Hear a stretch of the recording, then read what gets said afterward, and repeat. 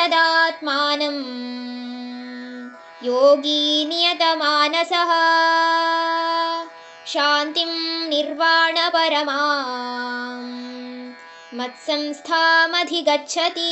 ನಾತ್ಯಶ್ನತಸ್ತು ಯೋಗೋಸ್ತಿ ನ ಚೈಕಾಂತಮನಶ್ನತಃ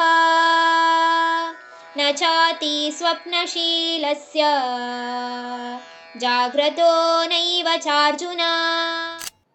ಸತತವಾಗಿ ಎಲ್ಲ ಸಮಯದಲ್ಲೂ ನನ್ನಲ್ಲೇ ಅವರ ಮನಸ್ಸನ್ನು ಇಟ್ಟು ಅವರ ಮನಸ್ಥಿತಿ ಮತ್ತು ಇಂದ್ರಿಯಗಳನ್ನು ಸಂಯಮದಲ್ಲಿ ಇಟ್ಟುಕೊಂಡು ಯೋಗಿಗಳು ನನ್ನಲ್ಲೇ ಅವರು ಶಾಂತಿ ಮತ್ತು ನಿರ್ವಾಣವನ್ನು ಅಂದರೆ ಮೋಕ್ಷವನ್ನು ಪಡಿತಾರೆ ಅಂತ ಇಲ್ಲಿ ಭಗವಂತ ಹೇಳಿದ್ದಾರೆ.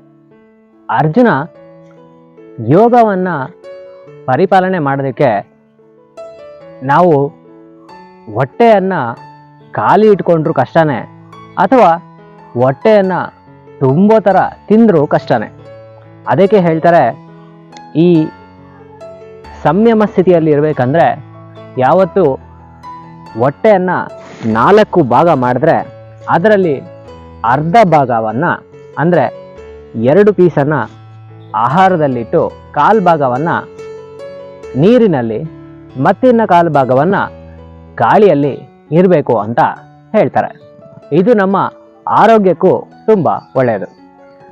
ಹಾಗೆ ಇಷ್ಟೇ ಅಲ್ಲದೆ ನಿದ್ರೆ ಕೂಡ, ಜಾಸ್ತಿ ನಿದ್ರೆ ಮಾಡಿದ್ರು ಅಥವಾ ನಿದ್ರೆಯನ್ನು ಮಾಡದೇ ಇರೋದು ಯೋಗ ಪರಿಪಾಲನೆಗೆ ತುಂಬ ಕಷ್ಟ ಅಂತ ಇಲ್ಲಿ ಭಗವಂತ ಹೇಳಿದ್ದಾರೆ.